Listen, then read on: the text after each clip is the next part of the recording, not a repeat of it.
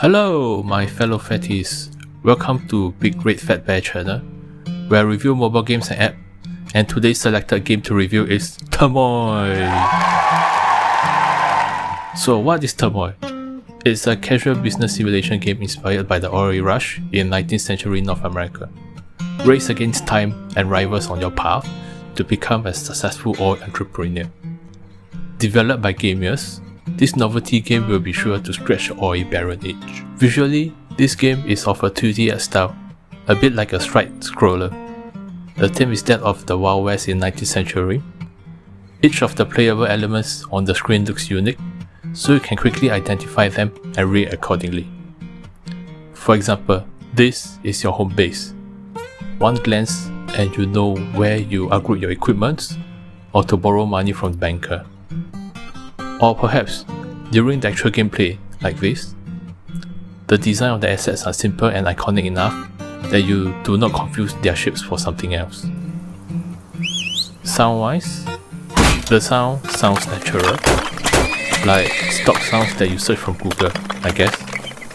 There's nothing wrong with the sound effects, but nothing worth noting. The music is relaxing, played on the guitar. It fits with the gameplay at a slow pace, like how you slowly plan to build up your equipment to extract the oil. At the last month of the game, the music pace will increase, giving you the urgency that time is running out. The gameplay is straightforward with two portions to it. The first and the main portion will be the mining part. You start out on the field with two buyers at both ends of the field. The numbers here indicates the amount that they are willing to pay per unit of oil. So of course you want to sell it to the highest buyer. Below the field and in the ground will be the oil cavities, placed in different locations and of different sizes. To start mining, you first need to identify the oil cavities. You have three options.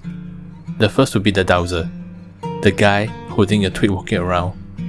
Where the twig points will be the oil. In this game, he will walk randomly around till he starts whistling and waving to you, indicating that he has found oil directly below him, but you wouldn't know the depth. The other two options would be a mole and review a selected area. The mole will dig randomly and at an interval will reveal the location they dug. For the last option, selecting a portion of the ground will reveal what's underneath. It will be wise to use the dowser first, as it will confirm where the cavities are. All you need to do is to drill directly below him to reach that delicious oil. For the other two options are for when you have established a stable supply of oil and you suspect there could be more oil cavities hidden. Personally, I feel that the mole is the least usable option due to its random nature and the spot it reveals is pretty minuscule. After your dowser has found oil, it's time to dig. You do it by placing an oil rig exposition and digging 90 degrees downwards. As you do not know the depth of the cavity, you'll be better to dig downwards at a regular interval. Once you have dug into the cavity, the pipe will start siphoning the oil out. It is now time to start selling that black gold. You do it by buying the wagons to transport the oil. At both ends of the field are the buyers. Pressing on the buyer and holding down, sliding up or down, you choose the number of wagons you want to sell the oil to. Each oil rig can hold a certain amount of oil before it starts to spill. Remember that spilling would affect your bottom line.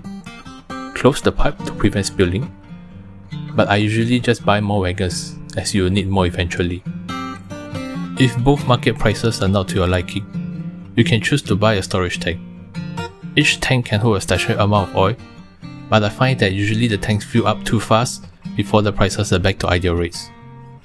You will end the game when your time runs out, in the form of the calendar timer. You can also end the game earlier of your own volition, perhaps when you have finished drilling and selling all the oil. At the end, you'll see your report card.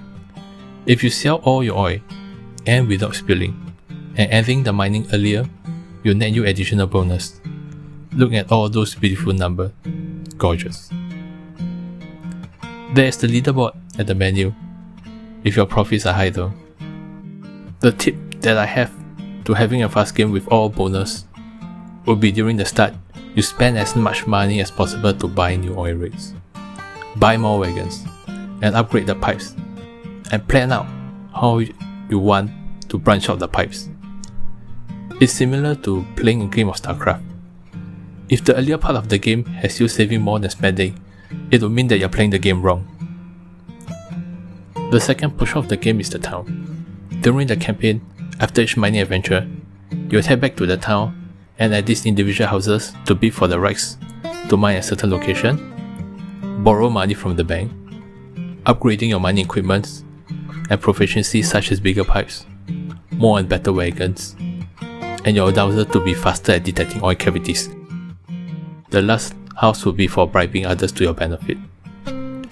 You don't spend a lot of time here other than buying what you need.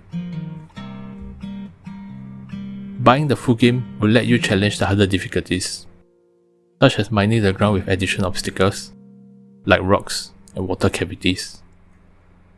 As I'm a free-to-play player, I'm unable to advise you on the full game, but the trial portion, which has the core gameplay, is very promising. I played it more often than I expected to. Overall, if you like this game and would like to support them, please buy the full game.